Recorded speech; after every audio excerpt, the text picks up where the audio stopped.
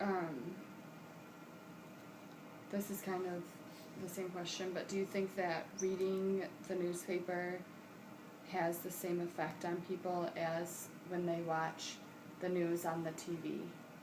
No, I think TV and video on the internet is much more visceral. It's something, I don't think you're sort of watching it with the same kind of analytical approach as if you're reading something in depth. If you're reading something that's, just a sort of quick hit news story, Mm-hmm. maybe. But I think that more often, and that's both the power and sort of the weakness in a way of that medium. The power, and we've been trying to get better with video now, so we can maybe try to match that. It's tough. It's the picture's worth 1,000 words. There are things that you just, if you see it, it's whole. I can never describe it. And, at the same time, I can provide depth to something that might happen that the video doesn't. Right. So how do you guys really keep up with the competition of the TV and things so that the newspaper doesn't end up just completely declining? If you can figure that out, let me know. Yeah, it's kind of a...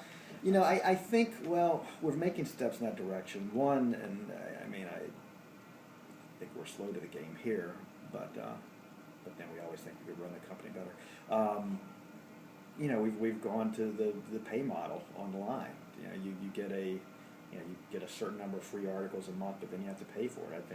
There are a lot of complaints about that. People are so accustomed to getting online for free other than paying for your service that there was a big hue and cry when we did it. But it's, from what I hear, it's paying dividends.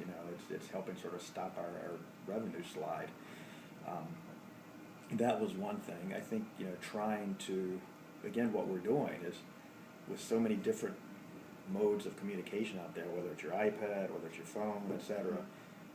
How do you make it so it's appealing to everybody, whatever that may be that are looking for their news, and we're working on that too. We were just, sadly, we're not completely unlike Kodak, but we're not bankrupt. And then Kodak had something institutional film that it just didn't seem to want to let go of forever. And I think we were very slow to acknowledge that print was not, I hope it's around much longer, but there were going to be other ways for people to get their news, and we just kept holding on to it. Right. And then my last question is, do you enjoy working for the newspaper, and why?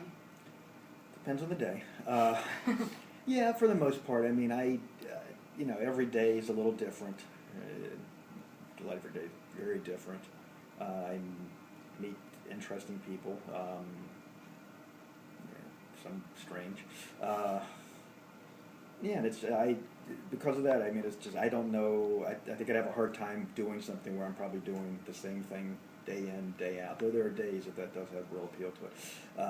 But yeah, just the sheer variety. And newsrooms are interesting places. And I have a lot of friends that have left the business for job security, for better money, all of which are out there better than here.